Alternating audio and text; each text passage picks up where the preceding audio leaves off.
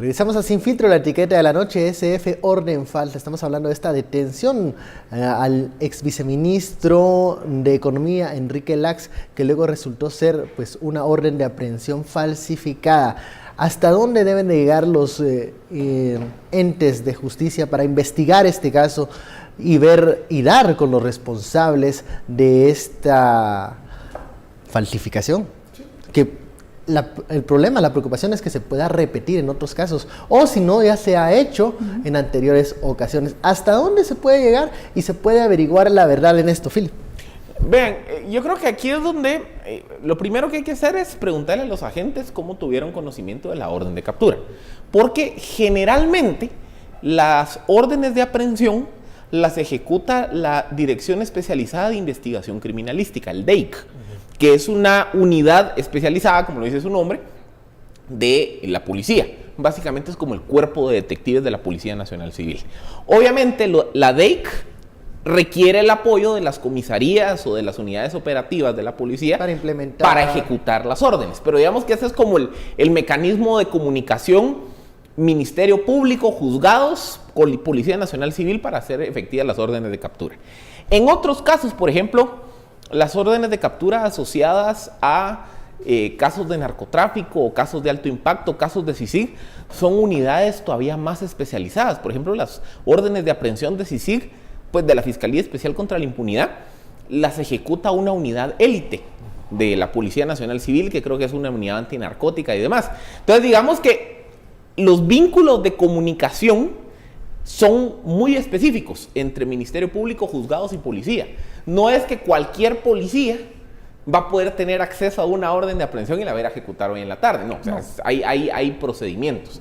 Entonces, el primer punto que hay que preguntarse aquí es cómo estos agentes tuvieron acceso a esa orden. ¿Quién se las dio? La orden supuestamente está fechada 4 de mayo y tiene unos sellos ahí de recibido. Un día después de que él sale del ministerio. Que sale del ministerio. Entonces, eso hay que ver. Ese es el primer punto de rastreo, y es cómo esa orden llega a la Policía Nacional Civil para hacerse efectiva. Y de ahí hay que hacer el rastreo hacia atrás. Porque si esa orden le llegó directamente a los agentes, entonces el primer filtro que se evadió, digamos, fue el de la cadena institucional de comunicación. Yo creo que este caso va a ser fácilmente resuelto, porque todo está más o menos sencillo. Primero, hay que ir con los agentes captores. Yo he escuchado que el señor era público, alguien sabía que estaba en un evento y dijeron, mucha, a los que compraron o a los que le pagaron, mucha, ahorita vayan porque está saliendo de ese evento. Llegó una moto, lo detuvo, al rato cayeron hicieron los demás. El alto. Exactamente, entonces... Algo que parecía de rutina, digamos. Todo parecía de rutina, pero primero hay que ir sobre los agentes que lo capturaron. Y ellos, pues, o dicen quién fue, o ellos van a cargar con la responsabilidad y van a la cárcel. Pero esto es nada más como un caso aislado. Y creo que en lugar de ver este punto, miremos toda la fotografía, miremos toda la película. Philip planteaba algo muy interesante.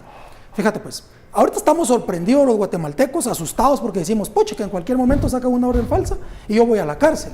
Y sí, a carceleta. Pueden sacar una orden falsa. Pero ¿cuántos casos en este país no han habido donde se filtra información de órdenes de captura reales? Que ese es otro tema que también vulnera la coordinación de los operadores de justicia. Pues es que fíjate, ven, que yo no lo veo tanto en la coordinación de los operadores de justicia. Yo lo veo en la cooptación de la justicia. Yo lo veo en los favores que hacen que ciertas personas sean nombrados jueces, sean nombrados magistrados, sean nombrados policías, sean nombrados fiscales del Ministerio Público o que sean financiados para estar ahí. ¿Qué pasa con el caso, con lo de la FESI? Yo he escuchado que dicen que no se sabe cuándo va a haber un operativo. Ellos en esa misma mañana, a las 3, 4 de la mañana, van con el juez de turno y piden la orden, porque tienen miedo que se filtre la información, porque el sistema está cooptado.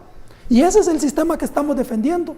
Eso es lo que queremos que no se modifique. Queremos mantener este sistema que nos tiene de rodillas y que beneficia ¿a quién? Beneficia al que puede comprar la orden falsa. Beneficia al que puede pagar para que le digan que lo van a capturar. Beneficia a aquel que puso a la persona en ese cargo a cambio de un favor político. Y los guatemaltecos de pie, ¿qué? Podemos esperar 10 años en una carceleta antes de ir a juicio, o puede ser que nuestras órdenes se ejecuten rápido para cumplir una cuestión, pero los problemas de fondo no se Cuando se tocan. entrevista al licenciado Lax, él claramente dirige sus señalamientos a este problema del arancel del pollo, y él menciona directamente a los que cree son responsables de esto, pero estaríamos hablando que es un problema, un proceso legal que se está yendo hacia otro campo. Pongamos solo el contexto de cuál es la historia del tema del pollo.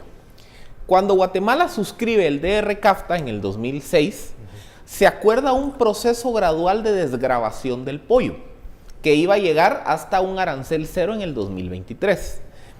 Lo que ocurre es que, derivado de que en otras partidas arancelarias, el muslo, creo que la pechuga, y se me olvida una tercera, tenían un proceso de desgravación más rápido. Entonces, desde el 2010, Guatemala empezó a permitir la importación de pollo con arancel cero, cuando en teoría el arancel de la carne de cuadril debió haber estado en el 12%. En el 2015, la SAT se da cuenta de esa discrepancia y dice, a ver, tiempo, la carne, el muslo, la pechuga y el tercero que se me olvida, eso sí tienen que entrar en arancel cero, pero el cuadril no tiene derecho a estar en arancel cero, debería estar en arancel 12.5. Entonces, el año pasado, a finales de año, el Ministerio de Economía viene y rectifica y dice, para las importaciones de cuadril ya no es arancel cero, sino arancel 12.5. Entonces se genera un gran boom porque decir, puchica, ¿cómo así que le están subiendo el arancel al pollo y demás? Pero para atender al problema, el Ministerio de Economía activa la Comisión de Negociación Arancelaria en el marco de DR-CAFTA para decir, miren, derivado de que llevamos 6-7 años permitiendo la importación a arancel cero, por un error nuestro de Guatemala, permitamos la desgravación total, o sea, aceleremos 7-8 años el plazo. Y esa es la solución que se encuentra en, ¿qué? Marzo, abril pasado. Entonces, en su momento parecía que era una solución gana-gana para todos, porque, a ver, se regresó al arancel cero, que era lo que por error se utilizó del 2010 al 2015. El periodo en donde el arancel se restituyó en 12.5% fue como de 3-4 meses, o sea, no tuvo un impacto tan significativo para el mercado. Y en su momento parecía que ningún actor del mercado discrepó de la medida, o sea, parecía que habían encontrado una alternativa. Sí había que deducir responsabilidades, porque había que preguntarse, a ver, primero, ¿de dónde viene esa discrepancia? Y segundo, ¿perdió el Estado ingresos derivados de esa discrepancia arancelaria? Eso es lo que estaba siendo sujeto de investigación. Y ese es el proceso por el cual el mismo Enrique Lax presenta una denuncia ante el Ministerio Público para decir, miren, como ya resolvimos el problema, pero ya hubo un problema administrativo que hay que investigar. Resolver. Y él mismo presenta la denuncia al MP y ahí es donde arranca la investigación. Entonces, esa es la parte que no tiene sentido. ¿Cómo así que él mismo presenta la denuncia? Y entonces, ¿por qué se va a emitir una supuesta orden de captura por algo que él denunció? Cabal, esa es como la parte del círculo donde se cae esa hipótesis. Pero fíjate que aquí hay algo bien interesante. Vemos cómo la justicia, en este caso, está siendo utilizada para resolver un supuesto conflicto entre grandes empresas de pollo. Unos que producen nacionalmente y otros que importan. Y cuando les dicen que por la importación van a pagar más y que tienen suficiente poder y suficiente dinero, dicen, momento, esta es mi finca, aquí yo sigo haciendo lo que quiera y quien se salga de esas reglas va a pagar. Y van y utilizan el sistema que han creado para eso y sancionan a quien supuestamente les está quedando mal. Entonces, este es el enfoque que a la justicia se le da en este país, para resolver conflictos entre grandes empresas y que va a pagar quien a una de estas les queda mal o para beneficiar. Entonces, volvemos a lo mismo. ¿Qué sistema de justicia queremos? Yo no les voy a decir que la reforma constitucional que se está planteando va a ser la solución a todos los problemas, pero por algún lugar tenemos que empezar.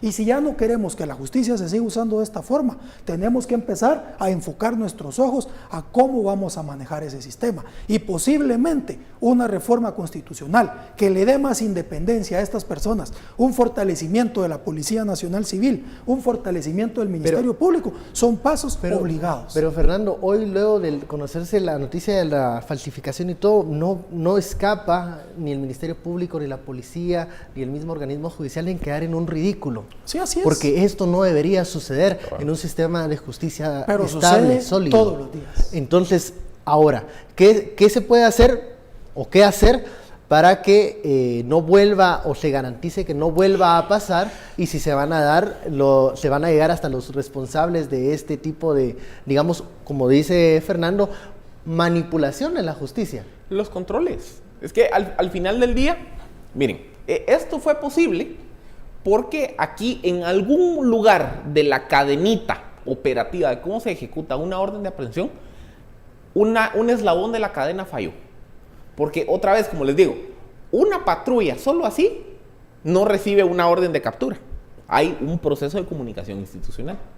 Entonces, primero hay que identificar dónde en la cadena es que se rompió el eslabón, y ahí es donde hay que empezar a atender el tema de la comunicación institucional. Porque ahí es donde se puede evidenciar que el sistema es cooptable, que se puede corromper, etcétera, etcétera. Entonces, por eso creo que la investigación de este caso, de ver en dónde es que se cuela la orden falsa al sistema policial, es clave.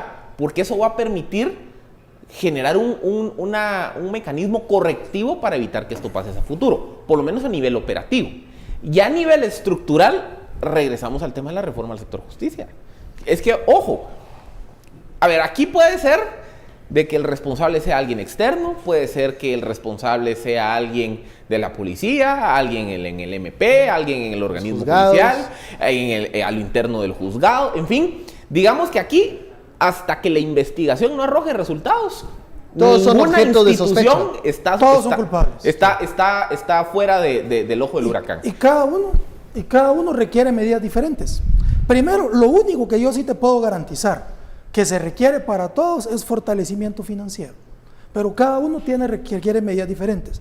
¿Qué puedes esperar o qué podemos esperar los guatemaltecos de un policía que está así del salario mínimo, que duerme en malas condiciones, que no le dan dinero para echarle gasolina a la patrulla, que los has visto, yo los he visto saliendo de llantas usadas, comprando llantas de la moto de su dinero?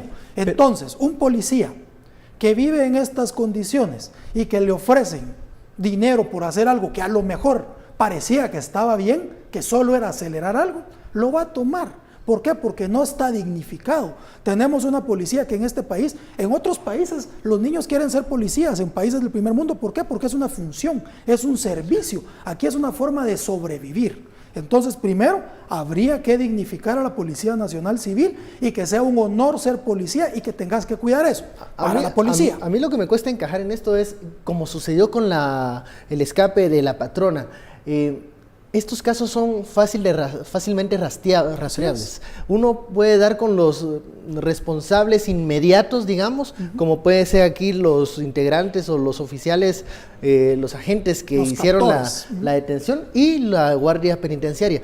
Lo que no me cabe a mí, no me cuesta encajar es cómo estos integrantes de las fuerzas de seguridad pueden prestarse para eso si es muy fácil de dar con los responsables inmediatos. ¿Sabes? En el pasado decíamos, porque hay una garantía de impunidad que nos sirve para que me saquen a los 3 días de la cárcel. Hoy por hoy eso ya no es así. ¿Sabes qué es lo que pasa? Ven, ahí pasan varias cosas, pero la primera y la principal de todas es que estas personas reciben órdenes muchas veces jerárquicas. Ellos son obedientes, no deliberantes, son sistemas jerárquicos. Y si reciben una orden de un superior que les dice que eso hay que hacerlo y que el superior sabe que difícilmente va a ser alcanzado y que puede utilizar a los captores como chivos expiatorios, lo va a usar. Y estas personas, el guardia de presidios que recibió eso, seguramente no actuó él solo.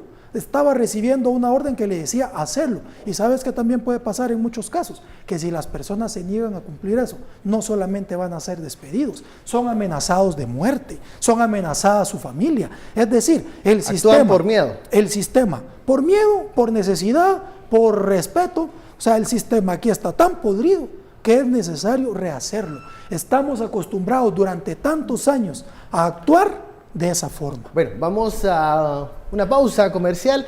La etiqueta SF, orden falsa. Regresamos con otro tema, el segundo tema de la noche, la propuesta de ley de aguas. ¿Qué hay con esta iniciativa de ley? ¿Por qué podría ser la solución o también un punto de conflicto para el país? Volvemos luego del corte.